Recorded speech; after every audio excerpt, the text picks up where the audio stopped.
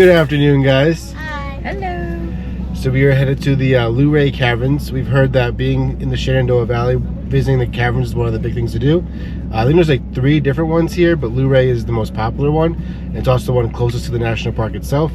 It's 30 minutes from the campground. It was about $87 total for the 3 of us to get in. Yeah, I think it was $34 per adult and $17 for children. But they also have 3 other exhibits on site that you can visit. 2 or 3 other exhibits on site you can visit too, all for that one price. So I think they're open like 9 a.m. to 7 p.m. today. So we're done with no more homeschool. We're done with work. So now we are headed out to explore the caverns. So looking forward to it. It's a self-guided tour. They do offer guided tours for additional fees, of course. But from what I understand, the self-guided tours are pretty good too. So it's been a while since we've been to a cavern, and the last one we were in was in Puerto Rico. So this will be kind of cool. So looking forward to it. So see you guys there. Yes, we're excited. Later.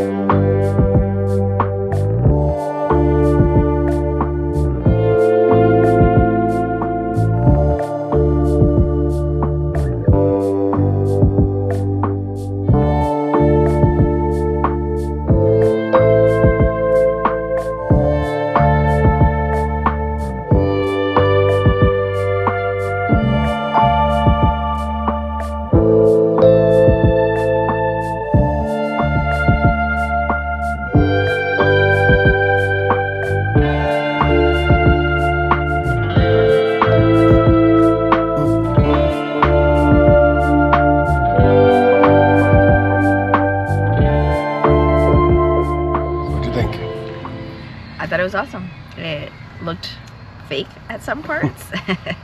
So it's like, whoa. It looked a little unreal, but it was pretty cool. Yeah, it was really cool, and it was much different than the one that we went to in Puerto Rico. It reminded me a lot of the house caverns in upstate New York that I went to as a kid. I was young though, so I don't remember too much of it, but it did kind of feel like that. But a really cool experience. And there's guides, there's people who work there all over the caverns, and they're willing to give you information and tell you fun facts, and it was really cool. Yeah. Really enjoyed it. It took us, I don't know, an hour, maybe 2 hours. I'm not sure when we got here. I'm not sure when we got here either. Maybe about an hour and a half actually. And we were moving relatively slow, kind of with the pace of everybody else. We were trying to find spots where we were by ourselves, so it was a little quieter. We could enjoy just enjoy being down there, which is really cool. Yeah, I had a great time. So there's 3 other things you can do here. There's another Car and Carriage Museum. There is like a old village, and there's one more thing. So we're gonna check out all 3 of those things real quick and see what we get into there. We'll bring you guys along. But the caverns, I think, were worth it. Yeah, and it was pretty cool because they give you a little brochure. Yes. That gives you more information on each little area. It has like numbers, and you kind of follow along, and it's really cool to get to read more information and learn a little bit more about it. Yeah, absolutely. So even though it's self-guided, they still kind of give you a guide, so you still know what you're looking at, which is really cool. Yeah, good point. So Hi. So we're just having a little snack and a little break before we go check out the other 3 things that are here. So.